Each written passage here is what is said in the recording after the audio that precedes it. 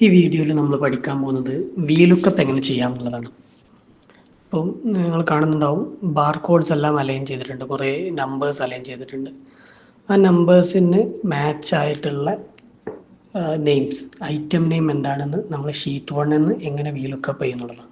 അപ്പോൾ equation VLOOKUP എന്നുള്ള equation നമ്മൾ എഴുതും. ഏത് റോ ആണോ ലുക്കപ്പ് ചെയ്യേണ്ടത്, ചെക്ക് ചെയ്യേണ്ടത്, ആ സെല്ല് സെലക്ട് ചെയ്യും.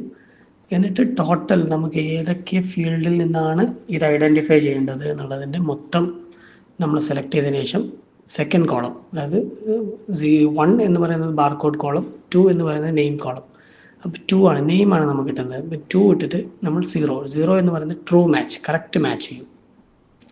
അതിനുശേഷം നമ്മൾ ഡോളേഴ്സ് കൊടുക്കുന്നത് എന്തിനാന്ന് വെച്ച് കഴിഞ്ഞാൽ, ഇപ്പം സെൽസ് നെക്സ്റ്റ് താഴോട്ട് മൂവ് ചെയ്യുന്ന സമയത്ത് B1 എന്നുള്ളത് B2 ആവും. സോ അത് ഒഴിവാക്കാൻ വേണ്ടിയിട്ട് നമ്മൾ ആ സെൽസ് ബ്ലോക്ക് ചെയ്യുന്നതാണ്, ആ സെലക്ഷൻ ബ്ലോക്ക് ചെയ്യുന്നതാണ് ഡോളേഴ്സ് കൊടുത്തിട്ട്. അത് കഴിഞ്ഞാൽ നിങ്ങൾ ജസ്റ്റ് ഡ്രാഗ് ചെയ്ത് കഴിഞ്ഞാൽ നിങ്ങൾക്ക് എല്ലാ ഐറ്റംസിൻ്റെയും നെയിംസ് ഡിസ്പ്ലേഡ് ആയിട്ട് വരും. അപ്പോൾ നമുക്ക് ഈസി ആയിട്ട് നമ്മളുടെ പ്രോഡക്ട്സിൻ്റെ നെയിംസ്, കാര്യങ്ങൾ, നമുക്ക് ആവശ്യമുള്ള പ്രൊഡക്ട്സിൻ്റെ നെയിം മാത്രം ഇപ്പുറത്തെ ടേബിളിലോട്ട് അല്ലെങ്കിൽ ഇപ്പുറത്തെ ഷീറ്റിലോട്ട് എടുക്കാൻ പറ്റും. ഇനി VLOOKUP എന്ന് പറഞ്ഞ ഇക്വേഷൻ ഒഴിവാക്കാൻ വേണ്ടിയിട്ടാണ് നമ്മളിത് ചെയ്യുന്നത്. നമ്മൾ Ctrl+C അത് സെലക്ട് ചെയ്യും. എന്നിട്ട് സ്പെഷ്യൽ പേസ്റ്റ് Alt+ESV എന്ന് പ്രസ് ചെയ്യാം, അല്ലെങ്കിൽ സ്പെഷ്യൽ പേസ്റ്റ് ചെയ്ത് വാല്യൂസ് ആക്കിയിട്ട് പേസ്റ്റ് ചെയ്യും. സോ അവിടുന്ന് ആ ഇക്വേഷൻസ് എല്ലാം റിമൂവ്ഡ് ആയി.